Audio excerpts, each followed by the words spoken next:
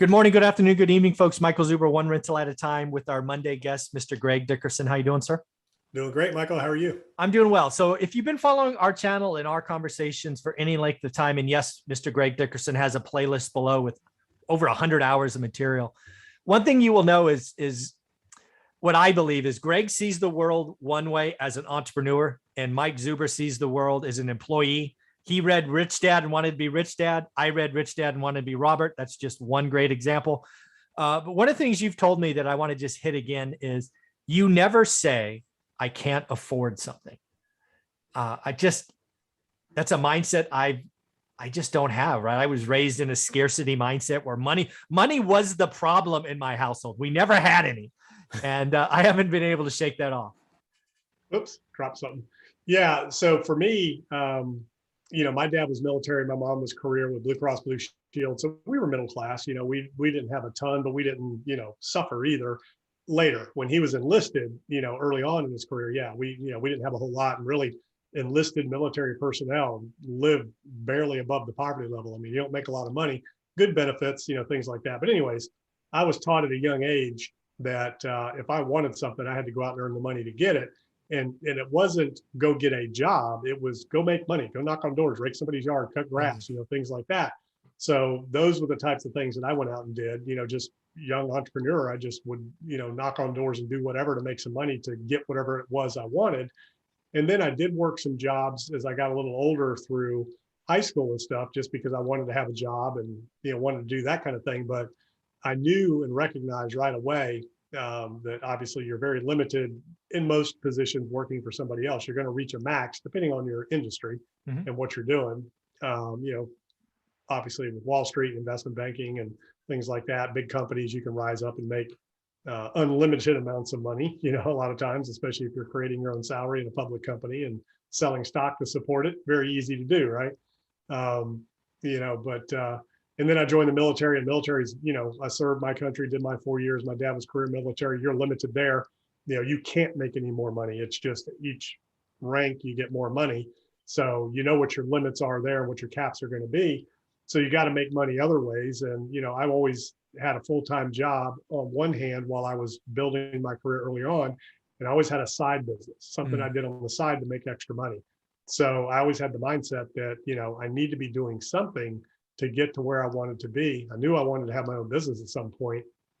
And while I was getting the experience working towards that, in order to pay to live and pay for the things I wanted, I had to work and exchange time for money. And, the whole premise of Rich Dad, Poor Dad, when I read that book, a lot of people get real estate out of that book because Robert Kiyosaki, invested in real estate, but they forget, where did the money come from to begin with? It wasn't a job. He had a Velcro wallet company. He had all these other things that he did from an entrepreneurial standpoint to be able to invest in real estate.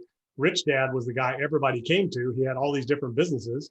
Everybody was coming to him for things. And then he was, owning these companies, and then he was investing in real estate. So that's where I said, I want to be Rich Dad. I want to have all these businesses that generate cash flow to invest in other assets. And, what the premise of Rich Dad, Poor Dad is basically the four quadrants, right? The cash flow quadrant. You have the self-employed, you have the employee, self-employed, business owner, investor. So, those were the levels that I went through. As an employee, you show up, you go home, you get a paycheck. And, I remember I had neighbors, one guy, back in, early 90s, like 1990, 91, 92. I remember him, going to work every day at 8 o'clock, coming home at 4. And I was just kind of talking to him about, he's like, yeah, man, I make 50 grand a year. I work 8 hours a day. I don't have to do anything else. And he didn't do anything else. And he was totally happy with that. And, me, I went to work, 8-10 hours a day on a construction site. Then I'd go bartend and wait tables at night so I could make some extra money. Wow. Or I was out building a fence or building a deck or doing whatever I could do to make some extra money, after my full-time job. So, that's really the difference. If there's something that you're looking for or you want, or somewhere you want to be, you got to figure out a way to go get it. And what most people do is, they go home, turn the TV on, and they're done. Or they go hang out at the beach, or they go fishing, or they go play golf, instead of developing themselves, building a business, doing something else in their off time. In this day and age, it's never been easier to have a side hustle than I agree. time in the history of the economy. Yeah. I was that employee, right?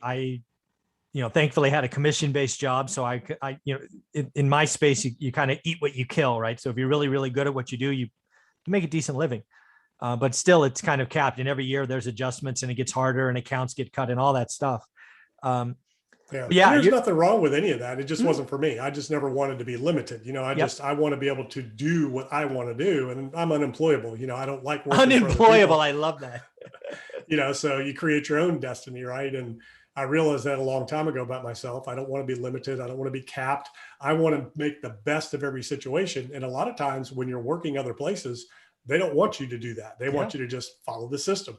That's just not me, but I had people working for me that had to follow the system. Yeah. I wanted them to do the best they could with that, but there was a system ultimately that everybody operated within.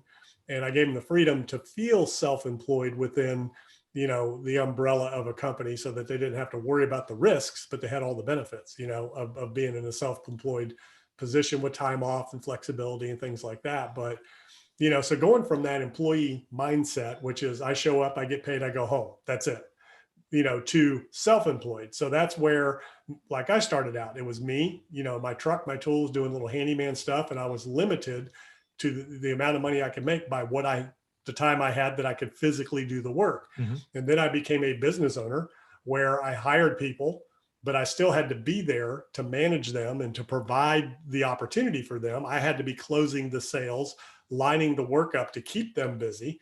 So I was still involved day to day working in the business. And then you go to investor, and the investor owns the businesses, owns the assets that provide the income without having to be anywhere, anytime. And that's when I had people in the right positions, the right people in the right place, running the company day to day. So I no longer had to be there, and I had multiple companies. And then I had multiple assets that provided cash flow. And then I was doing all kinds of deals and transactions that did not require my day-to-day attendance or involvement in order to generate income and cash flow. So that's where you evolve to that, investor versus, business owner versus self-employed versus employee. So that book resonated with me, and I went on a tear after that. You did. Yeah. Literally, I read that, and I read The Power of Positive Thinking. And I had read other books before that, but those were the two where I read both of them, and I said, okay, here's what I need to do. Yeah. I believe I can do it. And boom. Let's go. Yeah. And again, you mentioned Truck in a Toolbox. That's actually the name of your original video on my channel, Truck in a Toolbox. And I listen to that occasionally. And I want people to realize, right? So you served your military, did your 4 years, you come back, you're working in the restaurant industry as an employee. And then at some point you're like, no, I'm going to do my own thing. Literally Truck in a Toolbox, handyman stuff. And oh, by the way, let's remember you were married, and I think you had 2 kids at the time, right? Yeah. And you're like, I'm out. I'm going that way, right? So yeah, pretty amazing. I just quit my job and said, this is what I'm going to do. And, but I'd already started doing stuff on the side. So Sure. I knew I could do it. I had some tools, that kind of thing. I was handy. I'd developed my skills, and, I'd had a couple of side businesses along the way before I just full on stepped out and said, this is it. I'm doing it. Yeah. And I caught it at the right time. I was very lucky. I'm a hard worker and all that. And I did educate myself and pour into myself. But I stepped out in, 1997, right when the construction boom, was going. And that's why I say today, there's just so many more opportunities in every industry because we're such a service-based economy now. We're a consumption-based economy, mm-hmm. and everybody needs services, anything and everything from what I did, handyman, construction services. You can't get anybody to do anything right now. So huge opportunity there for people in any trade that want to get out there. Then you have the online environment between anything from social media management, marketing. You have people that do your channel and do all that you pay, mm-hmm. Graphic design, video editing, copywriting, there's just so many different ways, Uber, dog walking, food delivery. It's infinite amount of ways, online stores, teaching courses, just all kinds of stuff. Yeah. It's an amazing time. Yeah. Side hustles, never been easier without question. Yeah. And then of course you got the meme stock industry. Yeah. So, if you can figure that out and know what the next best meme stock is, which I don't think there's been any in a while since AMC and GameStop. I think Wendy's maybe a little bit, but pretty crazy that seems stuff. to have tailed off a little bit. Very cool. I just love our conversations every week. I appreciate you giving us time. How can people find you? Yeah. GregDickerson.com. All my information is there, and YouTube channel, podcast, and go check it out. Thank you, buddy. I appreciate your time. Yeah.